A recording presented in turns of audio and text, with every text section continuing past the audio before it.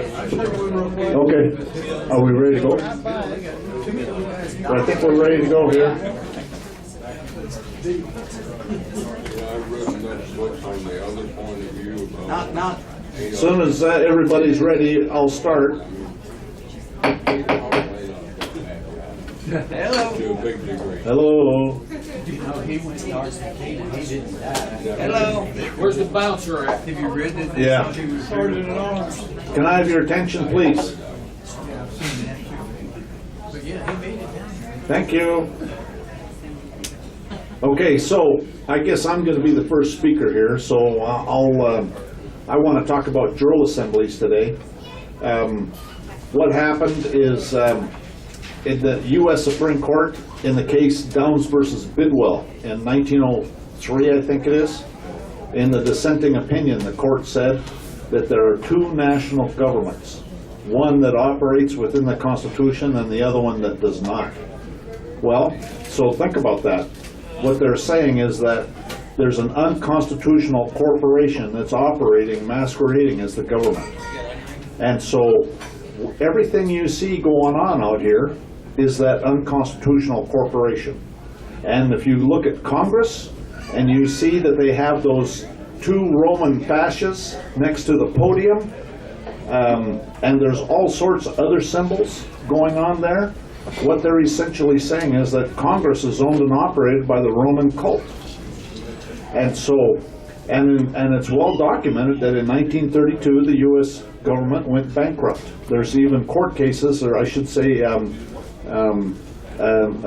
congressional record that talks about it, how the United States is in name only, is the same in name only, exists today in name only, I think is what it says.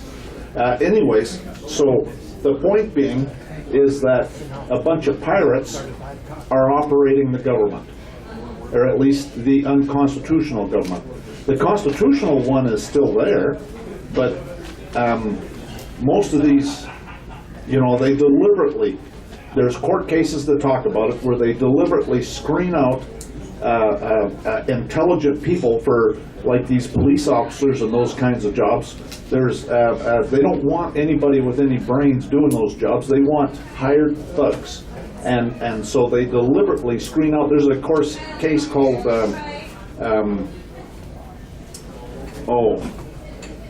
it's in Connecticut, New England.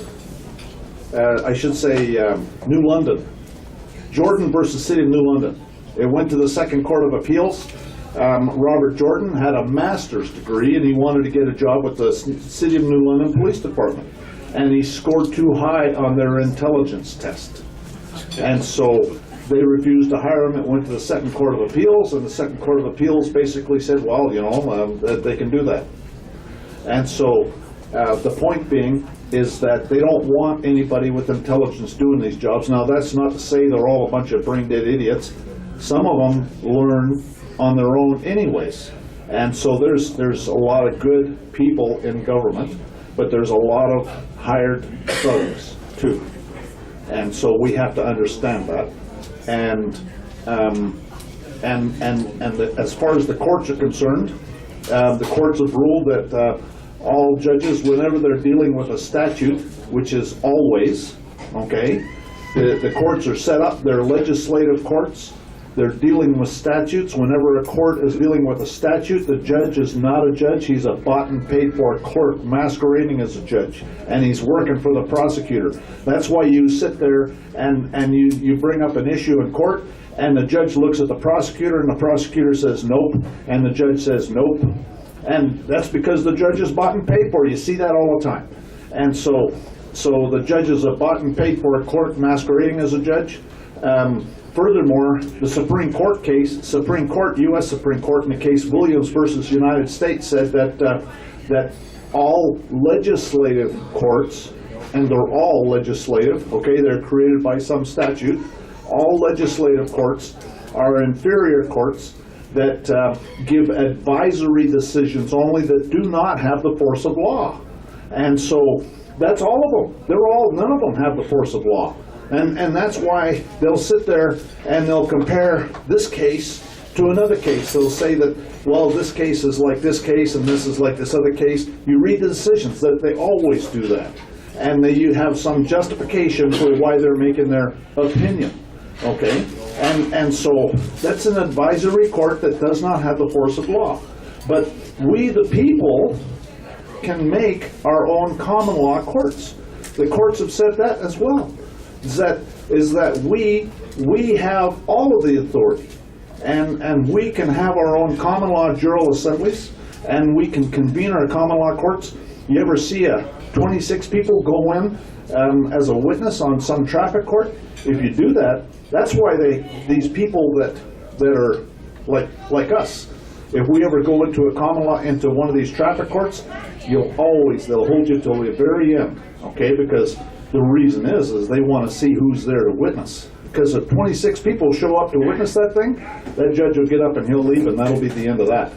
Because that's a grand jury, okay? And a grand jury can do anything. There was another case, I think that one's also called Williams versus United States, that Scalia is the one that wrote the decision. And he said that the grand jury doesn't have, it's not mentioned in the Constitution. It's only implied in the Bill of Rights and the Fifth Amendment, where it talks about the right to due process of law. And so the grand jury is not talked about in the Constitution, and so therefore the government has nothing to say about what a grand jury does. That's why you might have seen that movie, The Runaway Jury, where the jury will sit there, bring this guy in here, we want to talk to him.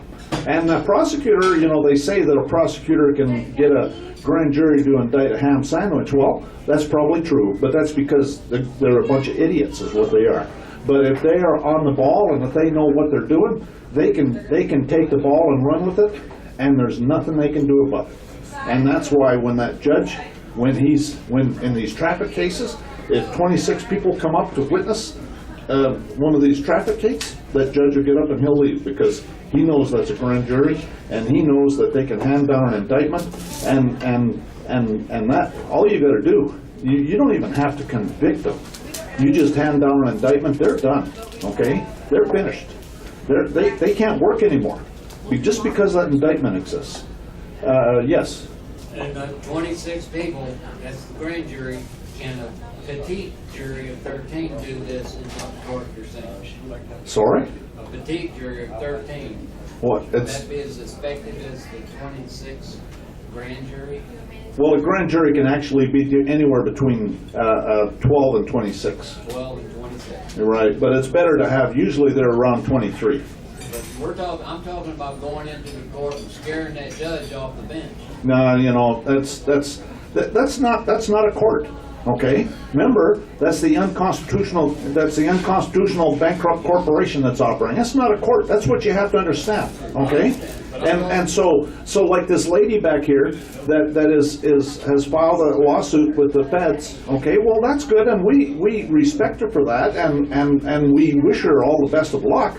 But I'm a bit skeptical as to whether anything will come out of it.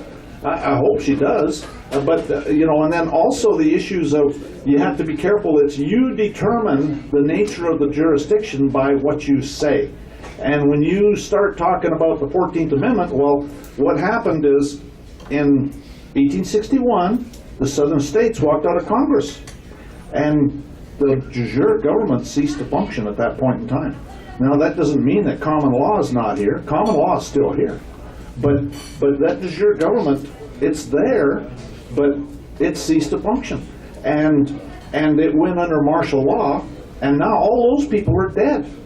So they cannot even convene the common law, the de jure government, even if they wanted to. They're all dead. And so the only way, really, in my opinion, that we can ever get a lawful de jure government in the United States is by a constitutional convention.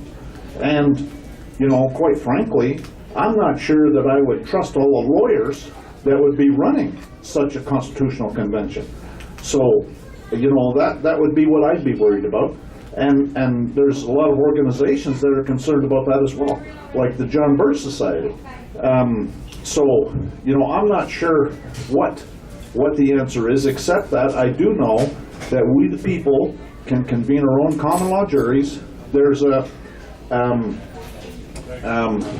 if you look in Europe, okay, and this is great, where those I think they call them the yellow vests in France, where these yellow vests are basically doing all of this, these demonstrations, and the police, the firefighters, I think, is they took off their helmets in support of these yellow vests, of these people that were demonstrating against the current government.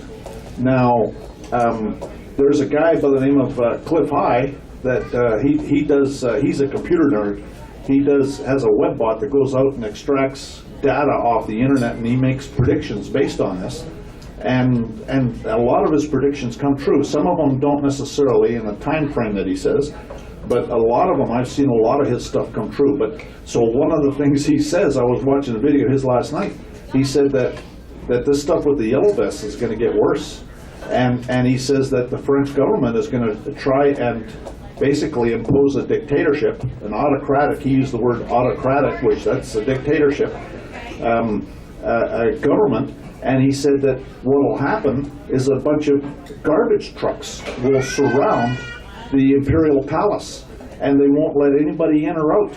And it'll go on for about 3 or 4 weeks or a few weeks, and they'll have to surrender. And he said that's going to happen in a lot of European countries, and it's going to happen here too as well. And so I guess we'll see. But so the people are finally starting to wake up, and that's where we can offer an alternative. You know, there's been a lot of concern about getting young people here to participate, and you know, we're all a bunch of old fogies, and there's starting to get some young people, and I think that as we get, we need to have an alternative. We need to show that we can do something, and I think the jury is perfect. Because there's a case, this WFA TV in Dallas. They're still there in Dallas, but they got sued in the 90s, and there's a common law jury judgment. I can send it to anybody that wants it, and they went and took it into the de facto state of Texas courts trying to get this decision overturned, and the state of Texas wouldn't touch it with a 10-foot pole because they said this is res judicata. I've got a copy of the decision. And so the point being is that our common law courts have the force of law. Theirs don't. They got nothing to say.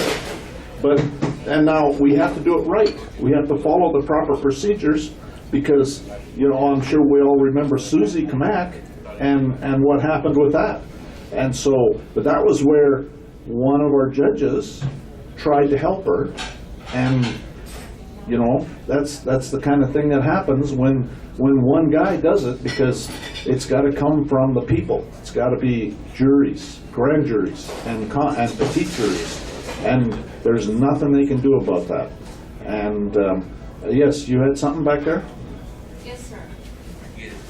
Thank you for mentioning my lawsuit. It has already gotten thrown out to the Fifth Circuit. They never supplied me the record, which I needed. She should have a microphone.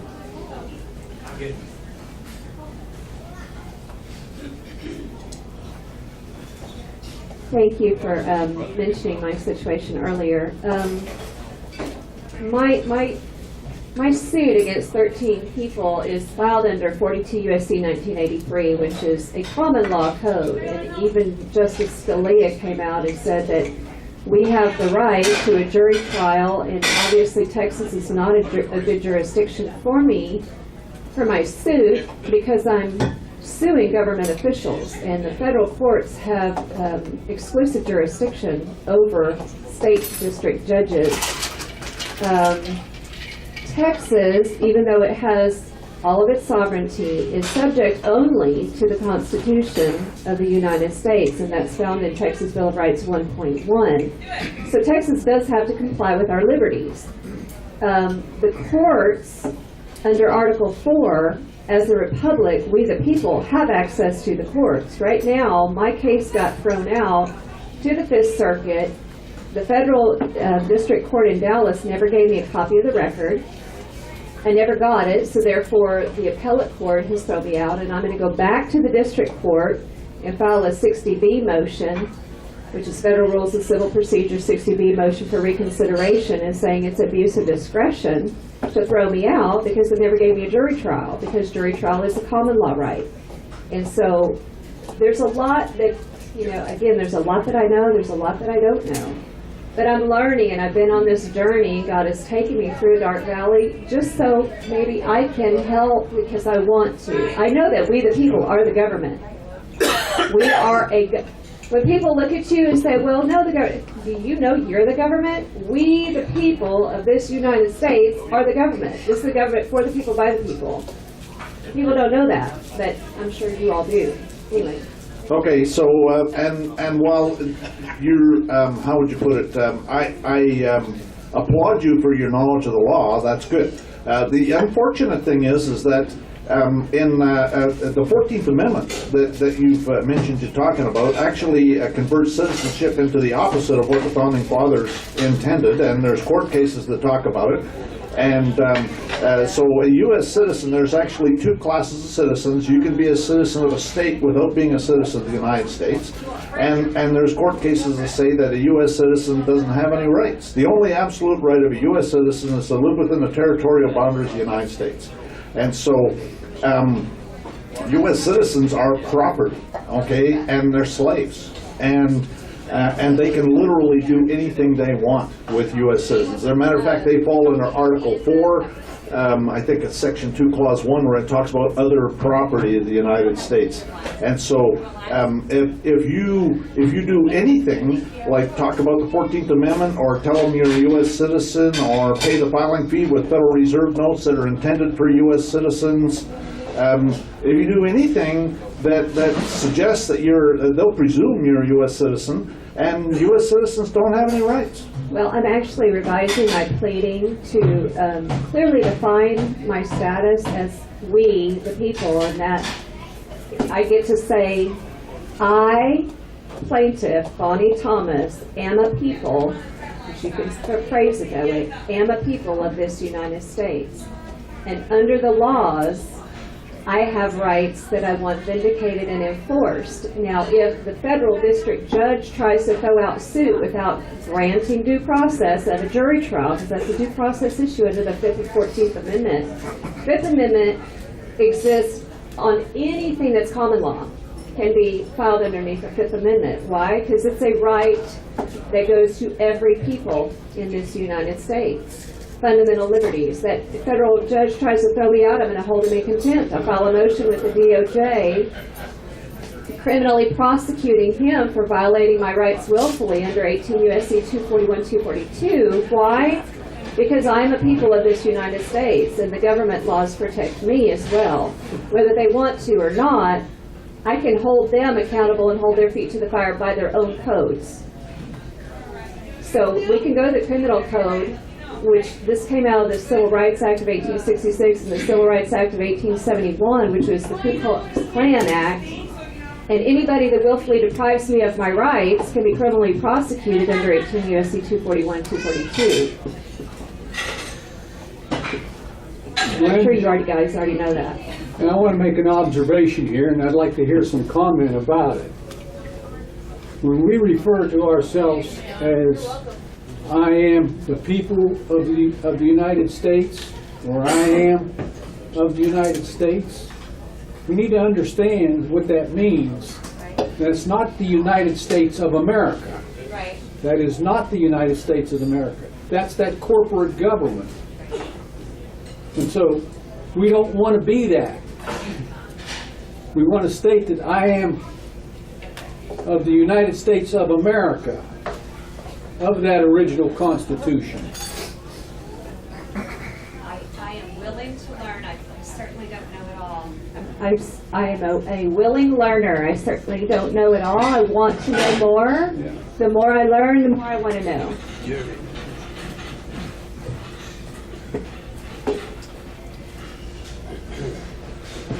Can you hear? Okay. Is it not true that we the people are not we the people? We never were we the people. Well, Wow, how did it get so loud? there's such a thing as right of blood.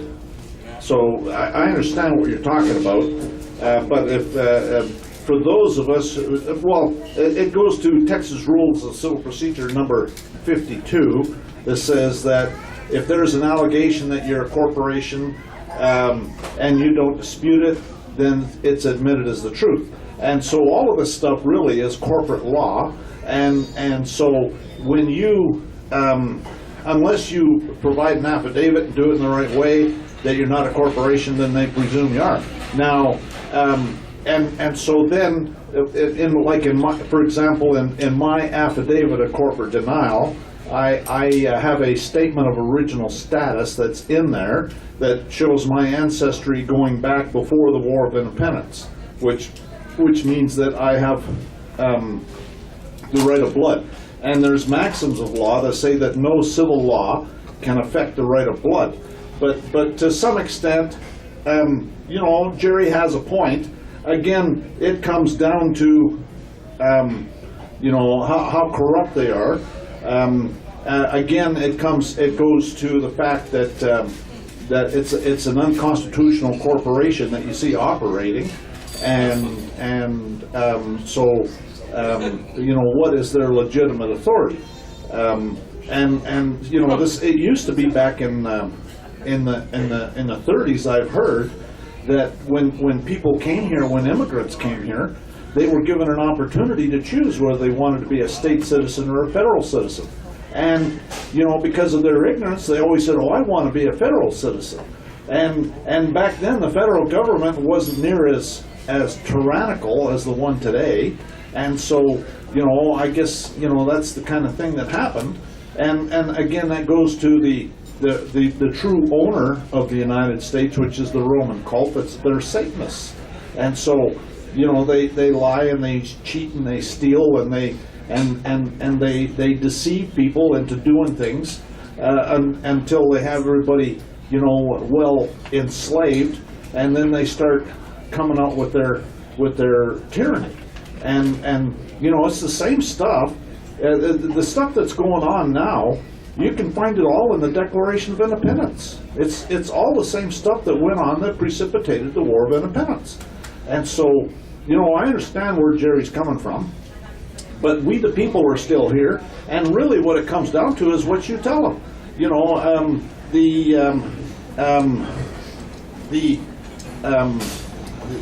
Under the Fifth Amendment, but even under international agreements, you don't have to tell them anything.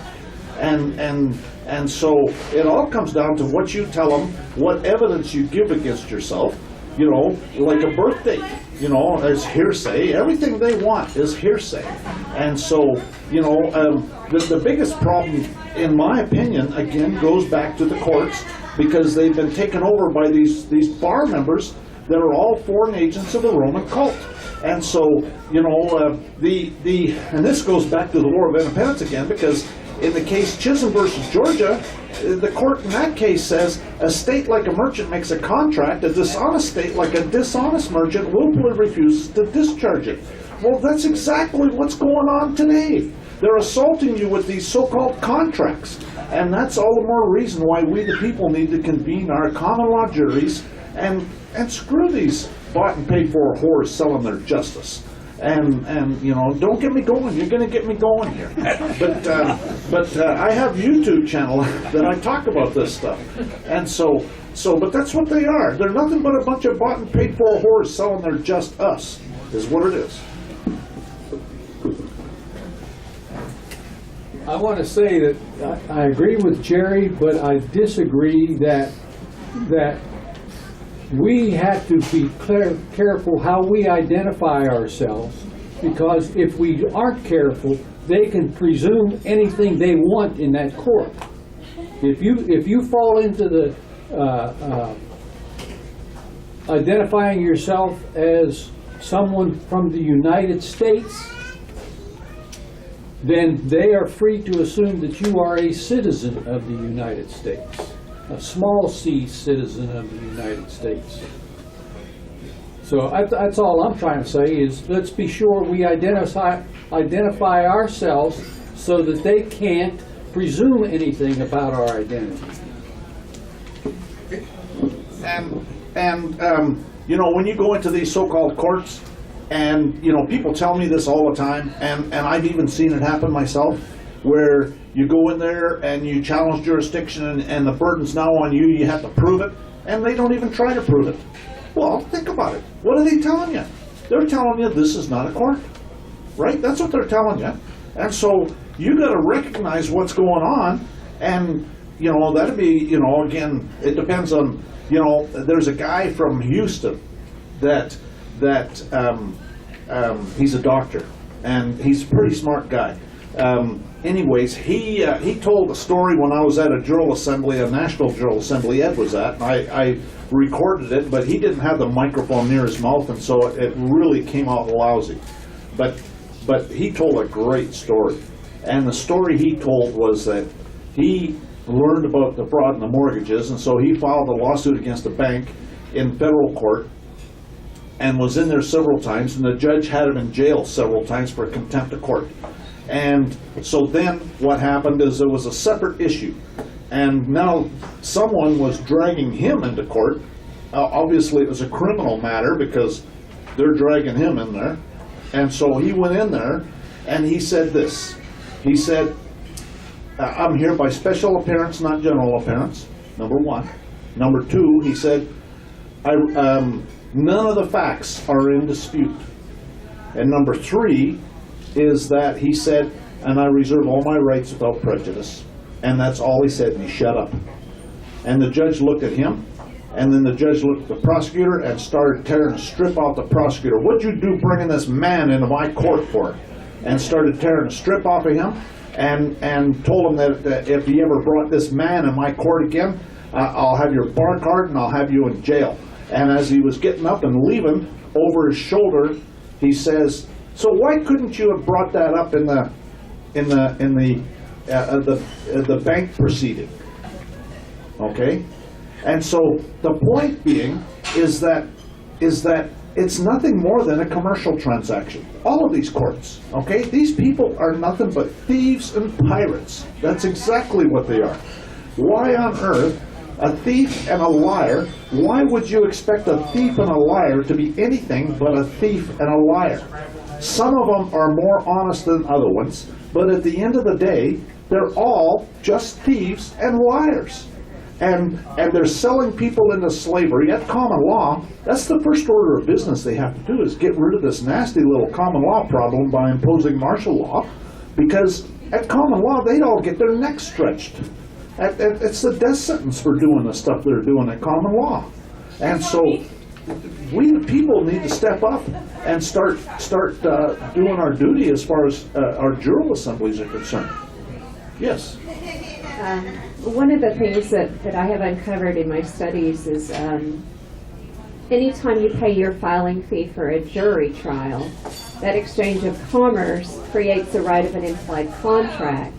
And so when you are asking or demanding for a jury trial to be the fact finder and not the judge, if he stays on and even does a motion to dismiss, which typically your adversary will file, he has no right to make any determination of any facts whatsoever, only the fact that there are issues for a jury to decide.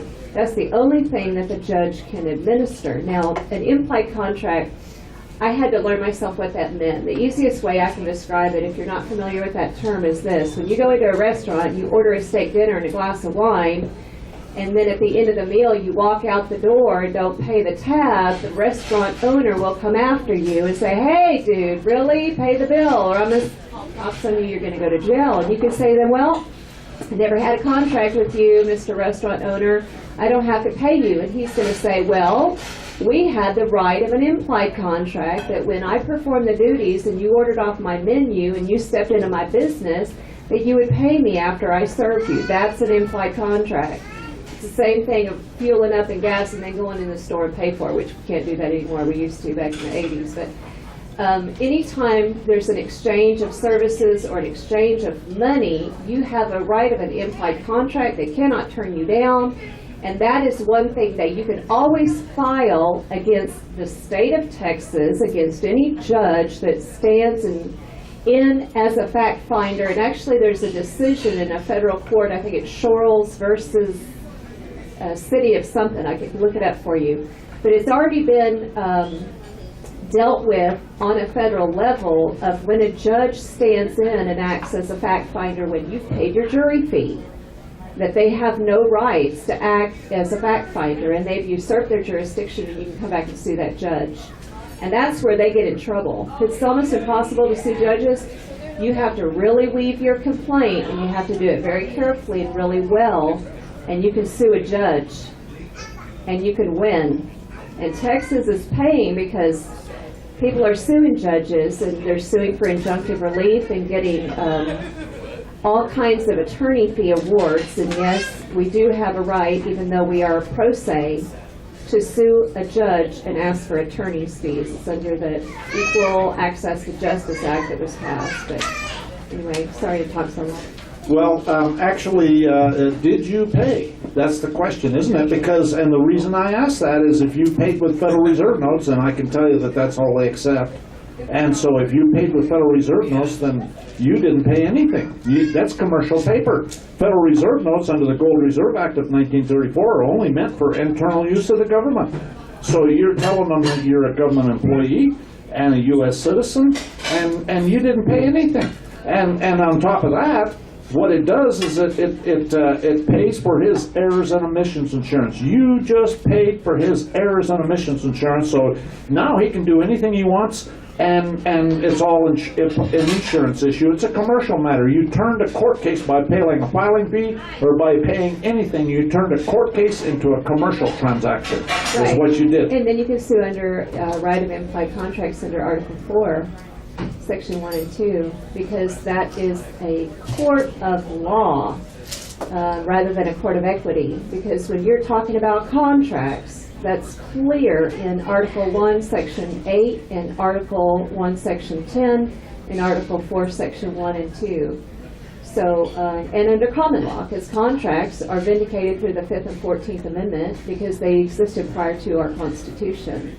Under common law, you have to have honest measures, and Federal Reserve notes they're not a promissory note, they're an IOU, okay? And the reason I say that, I've been to the Supreme Court 5 times, so I can tell you with some authority that a Federal Reserve note, a commercial paper, it's all commercial paper, and all commercial paper falls into 2 categories. It's either a promissory note or an IOU. I don't care, stocks, bonds, any kind of commercial paper is either a promissory note or an IOU. And a requirement for a promissory note is it has to have a promise to pay. And there's no promise to pay on the Federal Reserve notes. There used to be that you could go get some silver or gold, but they don't. That's not on there. Hasn't been on there for decades. And so it's an IOU. And so you're not paying anything when you tender Federal Reserve notes. Nothing is paid for. The judge can do anything he wants. It's a big charade. So you're saying that if you pay a jury fee, next time pay in silver? Is that right? Yeah, but they'll convert it into Federal Reserve notes if you do. Oh, okay. Guarantee you. Well, You could offer to pay it in silver. They'll convert it into Federal Reserve notes. They'll take it and convert it into Federal Reserve notes. Isn't it the law that any commercial contract has to have 2 signatures, one from each side? Well, there's, you're talking about commerce and you're talking about contracts, okay? You can be under a contract and not be in commerce, okay? Commerce falls under the Uniform Commercial Code and Unidroit, which goes directly back to the Roman cult, okay? And so if that's all satanic in my opinion, and if you want to there's a common law contract between men, okay? That's completely different. That has nothing to do with commerce. But all of these courts, that's all under the Uniform Commercial Code, and they're just nothing but a bunch of pirates. That's why we need to convene our own common law juries, because we're not, it's not just us. There's millions of people out there that are being sold into slavery, that are being abused in ways that we can't possibly imagine. And it's all because of these thieves and pirates that have seized control of the courts and the federal government. That's really what it comes down to. These people are just the lowest form of life there is. And there's no justice. There's the appearance of justice. They even call it that. They call it, you've got to have the appearance of justice. Well, the appearance of justice is a fraud. It's something that looks like justice, but it's not. It's like the appearance of money. That's what's in your wallet, these Federal Reserve notes. That's the appearance of money.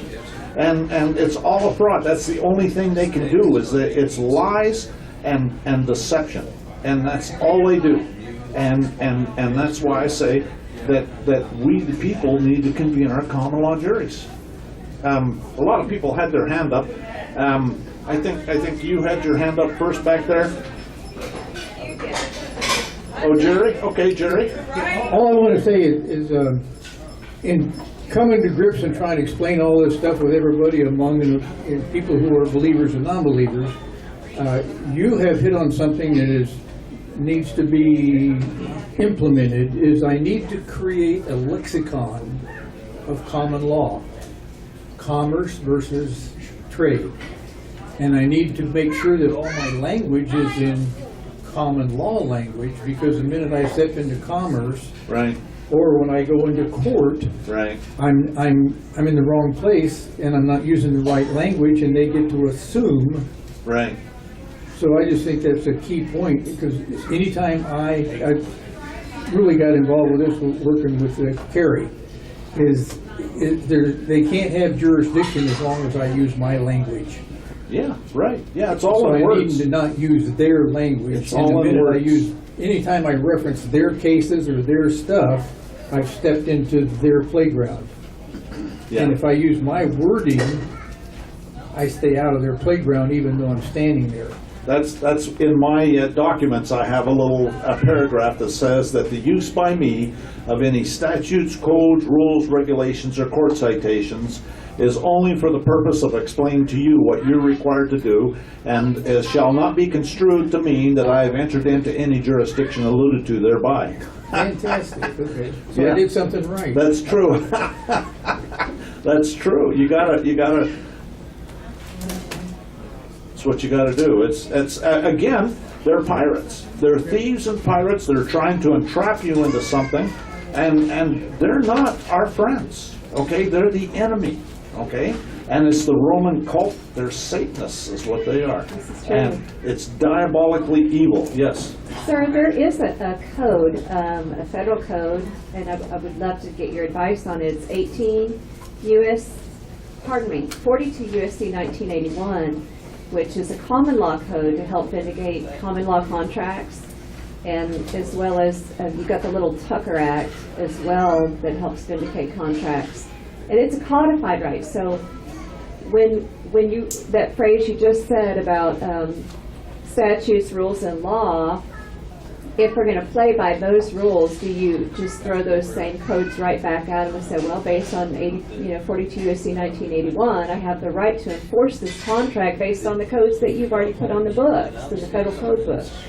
No? No, that's actually not a bad argument, but again, under their system, you're a U.S. citizen. If you suggest or imply in any way, or they can presume you're a U.S. citizen, you don't have any rights, and they can do anything they want, and they do. Right. So you have to just clearly state your status so that they know that you are not a, what do they call it, a sick person? A U.S. citizen. A U.S. citizen's a cesticate trust is what it is. That's what a U.S. citizen is. And a cesticate trust. And so if you do anything, and you can sit there and say I'm not a U.S. citizen, and yet turn around and start using words that a U.S. citizen would use, again, it comes down to Jerry's 100% right. If you're not extremely careful with your words, Carl Lentz is a good example of a guy that he was successful with. He did a one-page lawsuit, and and it basically said that I, a man, require my property. Okay, it was a one-page lawsuit. There's not too many paragraphs you can put onto one page, and it was a one-page lawsuit, and it started off, I, a man, and I require my property, and I've been injured, and the injury began on this date. It was like 4 or 5 sentences is all it was, and he won that case. He got his son back after 11 years. The CPS stole his son when he was born. He got his son back after 11 years. And so that's how precarious it is, because if you use any of their words and you don't give them any reason to presume that you're one of the slaves, then you have no rights, and they can do anything they want. I've been to the Supreme Court 5 times. So how do you phrase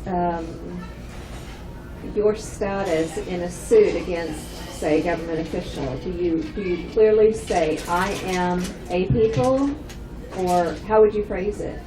Quite frankly, I wouldn't. I have no interest in going to their courts again. Period.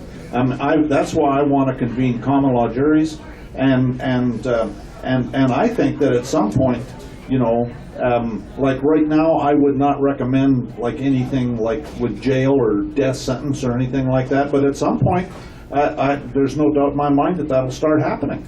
Well, I'm with you on that, and I have a real commercial building in Johnson County, and I'm happy to host one of those common law juries in my building and set it up as a government building if we need to. But what would you suggest would be the fastest, easiest, most proficient way to set up a common law jury in all the counties in Texas? Because we all need it.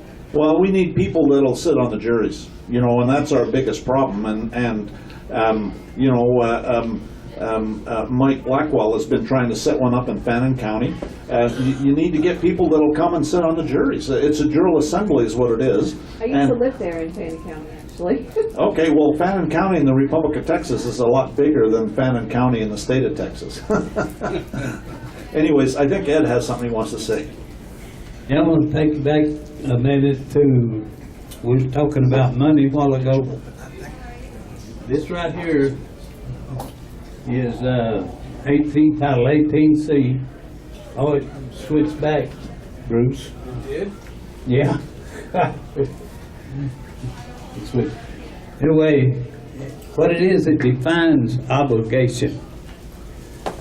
A traffic ticket is an obligation. A bond you get is obligation. All this is obligation. The minute that you pay that obligation, you just stepped into Title 18C, which is criminal. Okay? And if you can bring it up again. It's coming up. I think it was the right page here. I don't know why it changes. Why is it bringing up all this? That's not the same thing. Anyway, it lists there in Title 18C, Section 8, remember that. It lists Federal Reserve notes, it lists gold, silver, bonds, and goes on. All kinds of different currency or money funds, There's about 20 of them, I think. Anyway, it's against the law to use them. So you ask them, what do you want me to pay this in? What kind of funds do you want me to pay it in?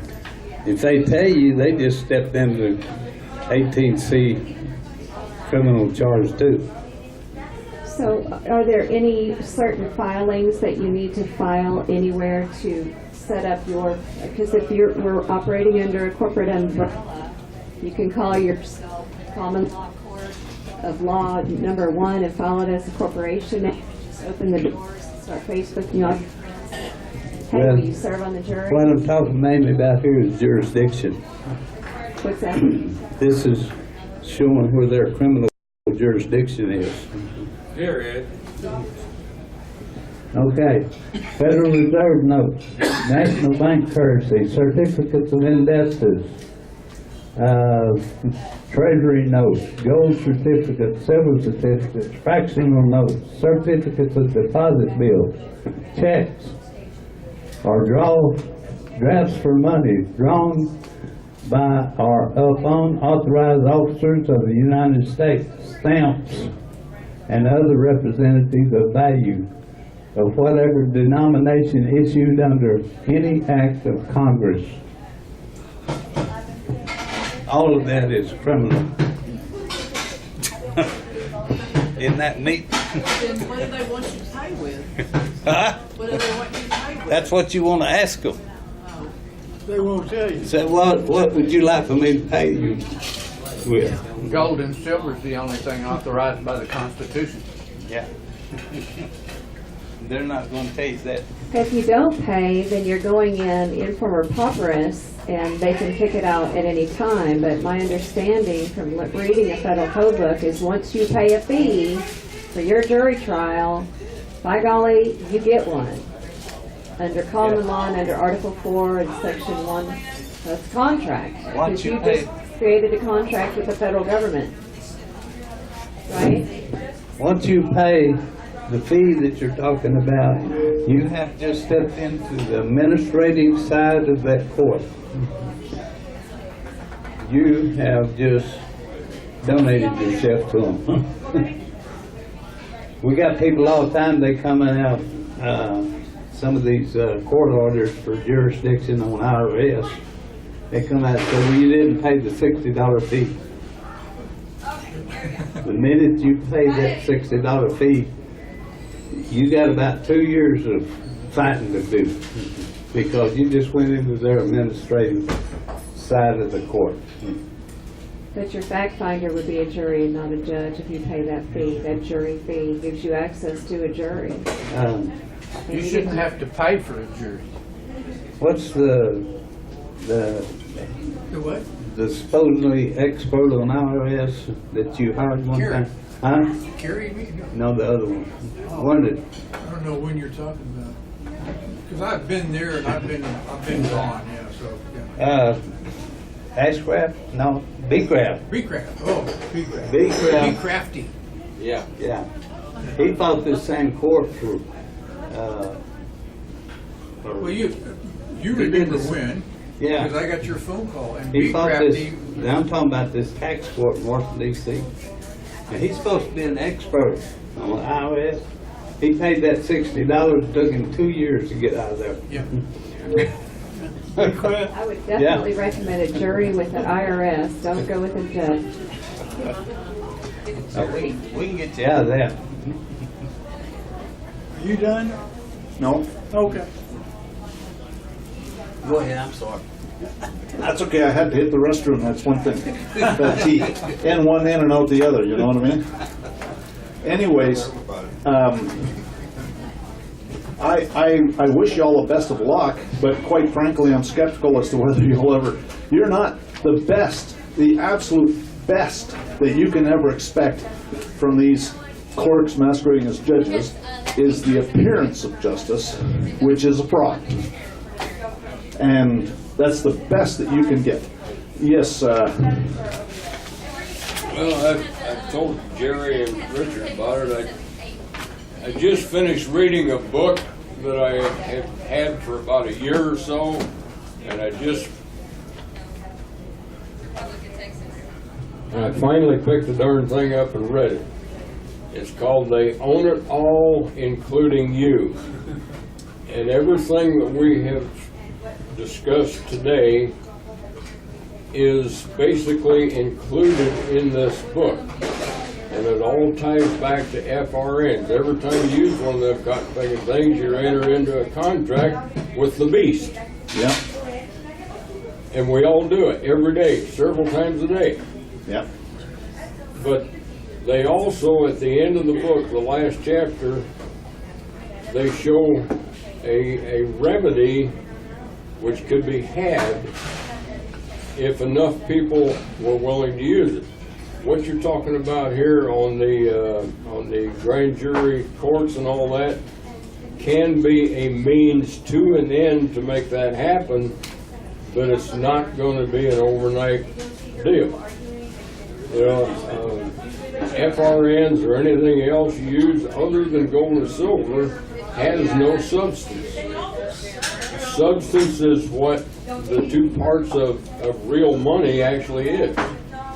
So I would recommend that everybody get a hold of that book and read it, because it will answer a lot of questions and bring up a lot of things that we've kind of danced around without actually knowing where it is we're trying to get to. Yeah, well, I think that Trump, I think, is trying. He's working in the right direction, but they're fighting him every inch of the way. And because I agree with the Federal Reserve notes, I mean that's absolutely crucial. But it's also the bar members, the Roman cult bar members that have infiltrated all of the courts, and they're just that's a big part of the problem too.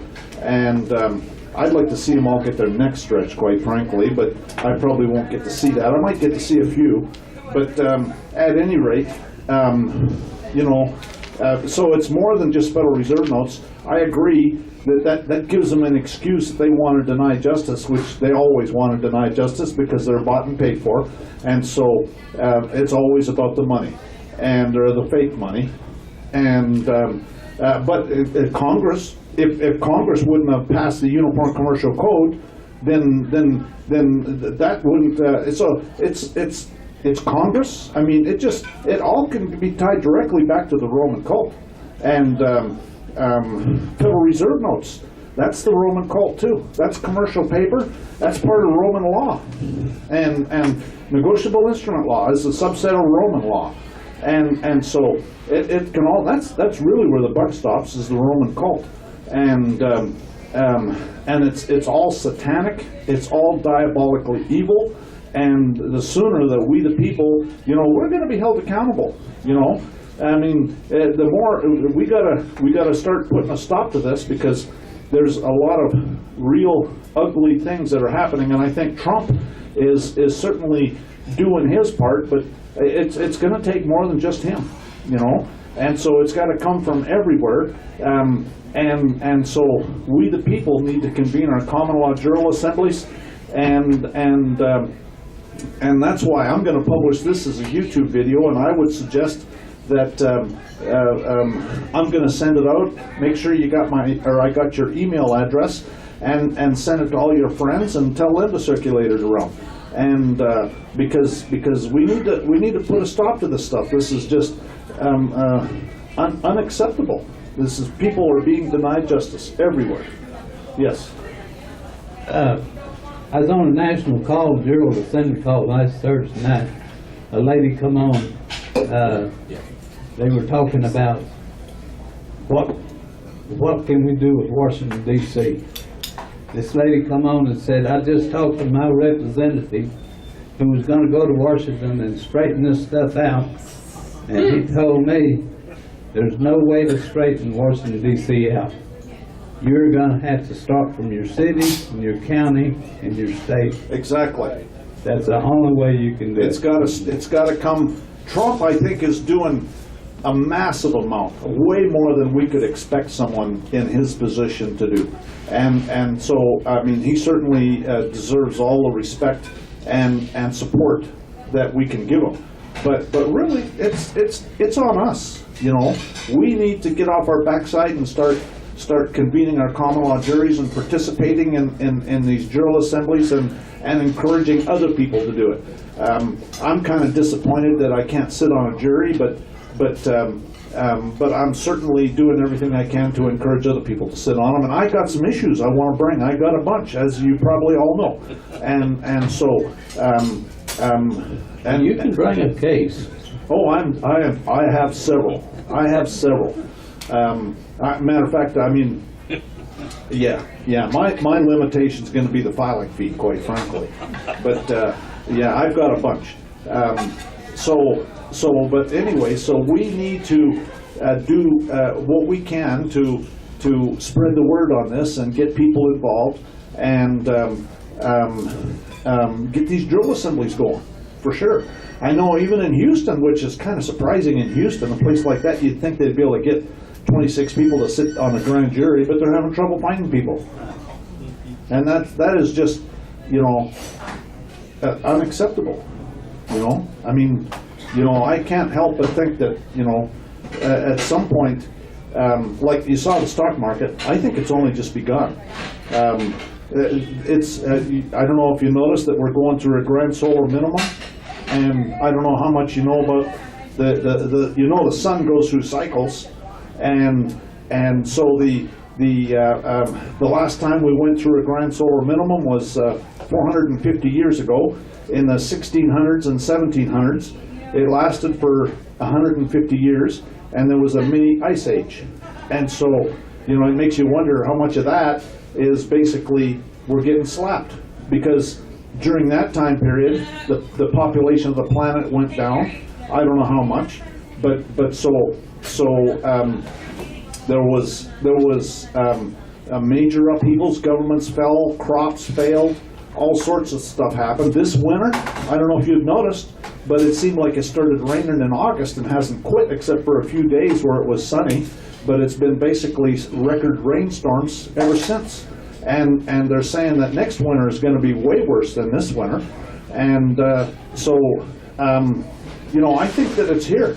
You know, we're starting to reap the consequences, and it's only going to get worse. And so we need to put a stop to this stuff. We need to convene our common law juries. We need to start putting these people on trial and putting a stop to it. This is the stuff that is going on is an absolute abomination, and there's no better word for it. Anyways, that's about the end of what I wanted to say. Yes, Jerry. Glenn, just a question. Have you created a lexicon? Well, there's words that I stay away from, if that's what you're wondering. Yeah, because I'm going to create a lexicon. So I want anybody that's got any words they need handled, I want to do that, because I know that's a problem for everyone using the right words. It's a big trap, and it's hard to get out of that habit. Right. You know, I've been doing mine for more than 35 years, of course. Right. So, yeah. Right. So everybody in the room, they get words. We need to, I'm going to start a lexicon, just like Wilson and I did on the Constitution. I'm going to start a lexicon to give to the common law people so that they want to participate, to understand we need to use this language to stay out of their jurisdiction. I've got a military dictionary that might be useful for you. Well, I mean, the military, it's all martial law, right? I understand, yeah. And so certainly martial law military words would be good to stay away from. Okay. You see what I'm saying? Yeah. And this is all martial law. It's all coming from the Roman cult. I mean, I just say it again and again and again, but that's where it's coming from. And it's you know. Military dictionary. Yeah, I've got one. Yeah. Mm-hmm. Send me an email if I forget to send it to you. Send me an email. Okay, I'll do it. And I'll send you. It's digital. It's searchable too. I'm sorry? It's searchable. It's a searchable PDF. PDF? Uh-huh. Okay. Yeah. Thank you. Yeah. It's me again, the Mike Hogg over here in the back row. I ran into a military family just 2 weeks ago, and she told me, she said, few people know this, but the military is subject to the people. The people usurp the power over the military. They don't have jurisdiction over us, we have jurisdiction over them, which I thought very interesting. I didn't know that. That's true. But I welcome your They got thought. the guts. Well, yeah, exactly. You know, I got in trouble for owning guns. Yeah, I was criminally prosecuted for being a gun owner. Just happened to be that I was suing the county at the time, so it was vindictive retribution. I was suing them for the wrongful death of my father who died in their jail, and I beat the hell out of them, and they won. They paid me the biggest settlement they probably ever paid anybody in the county. So they hate me. They know my name well.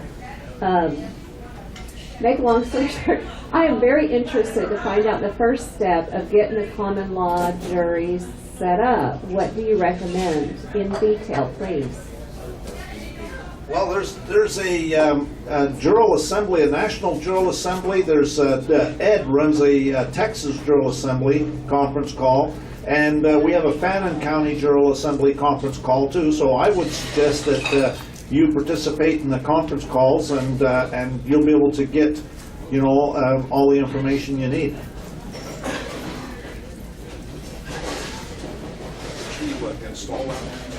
No idea. I got it up there, but I didn't know whether I should click on that thing or not. Once it gets downloaded, install it. Excuse you.